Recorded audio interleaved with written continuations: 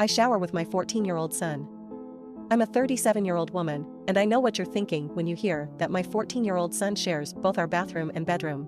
At first, I was hesitant to admit this online because of the judgmental stares and comments I receive from strangers.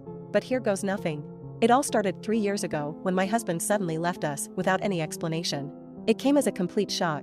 We had been married for over 15 years, and he seemed happy until one day he packed his bags and disappeared. My kids were devastated, especially my youngest, Max. He clung onto me tighter than ever before, seeking comfort wherever he could find it. At night, Max would come into my room, shivering from cold, begging for warmth. As much as I wanted to send him back to his own room, I couldn't bear seeing him so vulnerable. So, slowly but surely, Max crept closer to my side until eventually, he ended up sleeping right next to me, sometimes even spooning me. As time passed by, I began noticing something odd. Max wouldn't leave my side during the day either. Whether it be taking a shower or brushing teeth, Max was always there, watching intently. Initially, I tried to ignore it, hoping he would grow out of it like most adolescent quirks. However, as days turned into weeks and then months, I realized this wasn't going away anytime soon. One evening, while bathing, Max asked if he could join me. Shocked at first, I hesitated, unsure whether it was appropriate or healthy. But looking at him, so small and fragile, I knew deep down inside that I couldn't say no. And thus, started our new ritual, shared showers.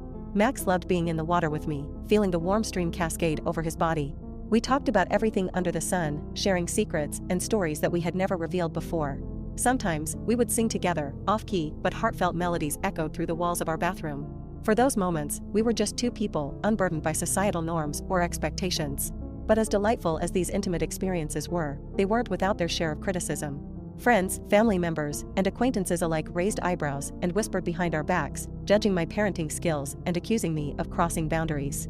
They saw only the surface level, failing to understand the depth of emotion involved. The truth is, Max needed me now more than ever before, and as his mother, it was my responsibility to provide him with the support he craved. Our bond grew stronger each day, fueled by our mutual trust and affection. The intimacy between us transcended mere physical closeness. It was an emotional connection built on understanding, acceptance, and love. However, the real test came when winter set in, leaving our house chilly and uninviting.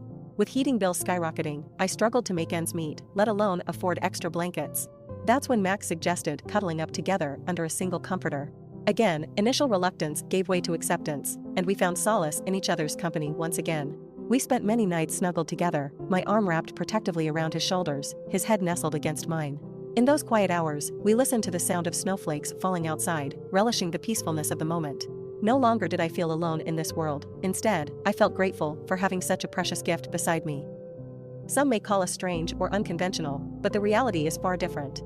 This isn't some twisted fantasy or fetishistic desire.